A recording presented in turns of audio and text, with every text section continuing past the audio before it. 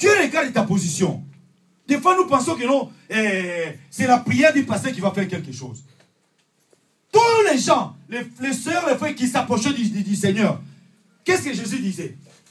Il disait, ma foi t'a sauvé. Alléluia. Amen. Jamais Jésus disait que non, ta foi, ma foi t'a sauvé. Non. Il disait toujours que non, ta foi t'a sauvé.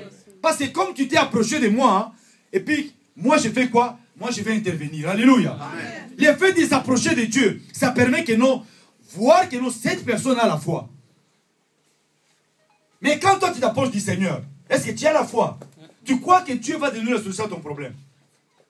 Peut-être tu as cherché du travail, tu as cherché. Moi je vous dis tout simplement, je te dis que tu vas trouver au bon moment. Alléluia. Amen. Au bon moment, Dieu va ouvrir les cieux. Pleure, crie, fais n'importe quoi. Mais sache que non, garde confiance au Seigneur. Amen. Les enfants d'Israël, peuple de Dieu, vous savez ce qu'ils ont vécu? Dieu les a fait sortir de l'Égypte. Selon sa volonté. Dieu les a fait sortir. Mais au lieu de les amener sur une route convenable, où il n'y a pas de difficultés, Dieu les a amenés là où il y avait des difficultés. Alléluia. Amen. Première difficulté, ils tombent sur un gros caillou. Le gros caillou, c'était quoi? La mer. Alléluia. C'est un caillou terrible. Parce que ça, c'est impossible aux hommes. Il n'y a personne qui peut voir ça, qui peut faire ça. Il n'y a personne, je peux vous dire, même jusqu'à aujourd'hui, les gens arrivent à faire, ils cherchent entre telle ville et telle ville, comme ils ont fait à Londres, n'est-ce pas? Entre Londres et France, hein? Ils ont cherché le coin où c'est possible. Ils ont cherché à aller jusqu'au fond de la mer, où ils ont fait quelque chose entre l'eau pour faire tunnel sous la Manche. Alléluia. Amen. Mais ils n'ont pas séparé la mer, non. Mais ils ont creusé jusqu'en bas. Ils ont cherché, commencer là-bas, passer sous la terre, et puis traverser jusqu'à aller de l'autre côté. Mais ils ne peuvent pas faire ça là où c'est grand. Mais ils ne peuvent même pas arrêter. Mais Dieu a fait ça. Alléluia. Amen. Ils se sont retrouvés devant la mer Rouge. Ils regardent la mer Rouge, ils regardent l'Égypte. Alléluia. Une chose, écoutez. Tu regardes devant, tu vois quoi? La mer Rouge, n'est-ce pas? Tu regardes la mer, tu vois la mer Rouge. Tu dis, où la mer Rouge? C'est impossible, il n'y a pas de pont. Alléluia. Il n'y avait pas de pont. Où ils pouvaient marcher. Il dit, mais si nous avançons, nous allons entrer où? Dans l'eau. Et dans la mer Rouge, tu ne peux pas nager juste de l'autre côté. Alléluia. C'est impossible. Alléluia. C'est impossible. Quand ils ont vu ça, qu'est-ce qu'ils ont fait? Ils ont commencé à crier. Comment je dis, toi, tu cries? Tu pleures, ma soeur. Tu cries. Tu cries avec tes problèmes. Tu dis, ouh, comme ça, comme ça. Tu fais des bruits devant le Seigneur. Alléluia. Amen. La Bible dit, ils ont commencé à crier. Mais ils ont crié contre Moïse. Alléluia. Amen. Ils criaient. Ils regardaient Moïse, mais c'est toi qui nous as fait sortir. Nous étions bien. Ils ont préféré rester esclaves que libres. Alléluia. Amen. Ils ont préféré rester esclaves en Égypte. Là où ils étaient quelqu'un derrière eux, en train de les pousser à travailler. Parce qu'ils n'ont pas vu encore la gloire du Seigneur. Ma sœur, peut-être tu n'as pas vu encore la gloire du Seigneur. Mais je te dis, au nom de Jésus-Christ, un jour, peut-être aujourd'hui, tu verras la gloire du Seigneur. Amen. Alléluia. Amen. Tu verras la gloire du Seigneur. Ils n'ont pas vu. Moïse, qu'est-ce qu'il a fait? Lui, il ne peut pas parler au peuple. Parce que le peuple parle contre lui. Les peuples sont tournés contre lui. Dire que non, mais c'est toi qui nous as fait sortir. Moïse, il tourne vers celui qui les a amenés. Alléluia. C'est lui qui les a fait sortir de l'Égypte. C'est lui qui a dit à lui que l'on fait sortir le peuple d'Israël. Alléluia. Amen. Moïse n'a pas fait ça selon sa volonté.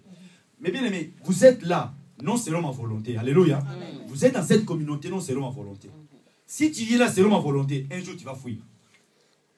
Amen. Amen. Si tu es là selon ma volonté, un jour tu vas fuir. Mais je vous dis, je vous ai parlé une fois ici.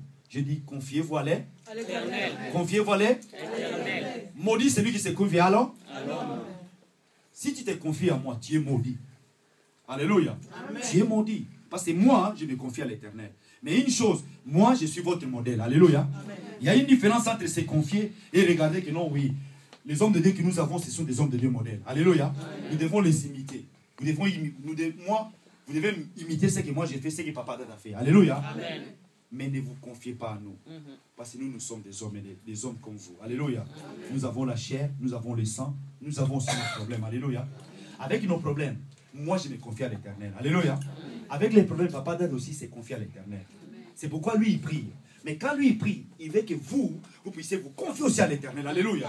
C'est pourquoi vous voyez des fois, il va au couloir là, il vous pousse. Parce qu'il veut que vous, ma soeur, mon frère, vous vous confiez à l'Éternel. Alléluia. Parce que nous aussi, nous avons nos problèmes. C'est pourquoi la Bible dit, maudit celui qui se confie dans l'homme. Maudit celui qui se confie à la chair. Vous savez, la chair, c'est ça. Hein? Des fois, la chair se fatigue aussi. Des fois, moi aussi, je suis fatigué aussi. J'ai besoin de me reposer aussi. Parce que c'est la chair. Parce que le vendredi, quand on nous a prêché, j'ai senti que tout le monde était, ils avaient la force. Alléluia. Amen. Tout le monde, j'ai dit, mais même les mamans, maman Véro était moi, maman, toutes les mamans qui étaient là, ils ont dit, mais quand on a fini, mais papa, il m'avait dit, on va finir. Parce que comme il y a les histoires des deuils là, on va finir à 4 h du matin. Mais ça, c'est lui qui a dit. Mais c'est lui-même qui a dit, il nous a amené jusqu'à 4 h 30, 5 h moins les quart. Alléluia. Amen. Pour dire que si vous vous soumettez au Seigneur, Dieu va faire beaucoup de choses. Amen. Amen. Nous sommes allés, on a quitté 6 mois, je suis arrivé à la maison vers 6 h comme ça, 5 h 30. Et puis pour dormir, c'était 8 h, 9 h. Alléluia. Amen. Dieu a un plan merveilleux pour chacun de nous. Amen.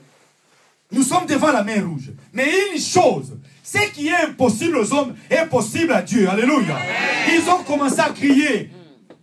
Ils ont commencé. Ma soeur, je te dis une chose, ne regardez pas en arrière. Ils ont commencé à regarder en arrière. Quand ils regardent devant, ils voient la mer rouge. Mais Dieu a la solution. Dieu est au contrôle de toutes choses. Amen. Quand il pleurait, quand il criait, Moïse il s'est tourné vers l'Éternel.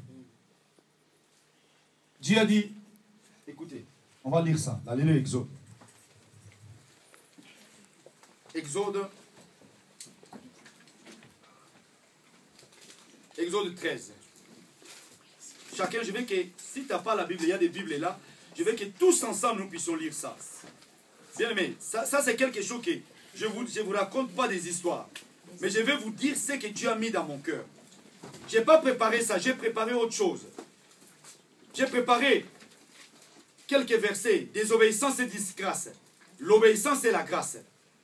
C'est ça ce que j'allais vous parler.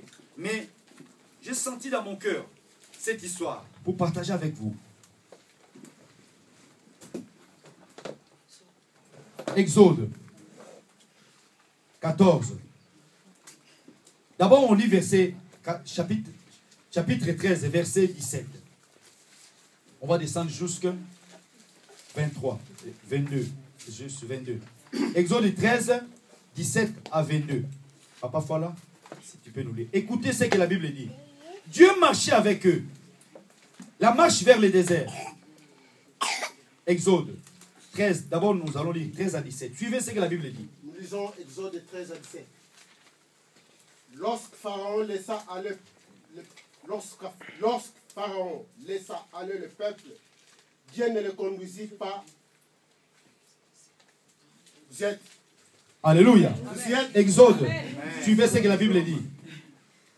C'est très important quand les bien-aimés lisent que chacun suit ça, ou lire directement dans la Bible, ou écouter ce que le bien-aimé est en train de lire.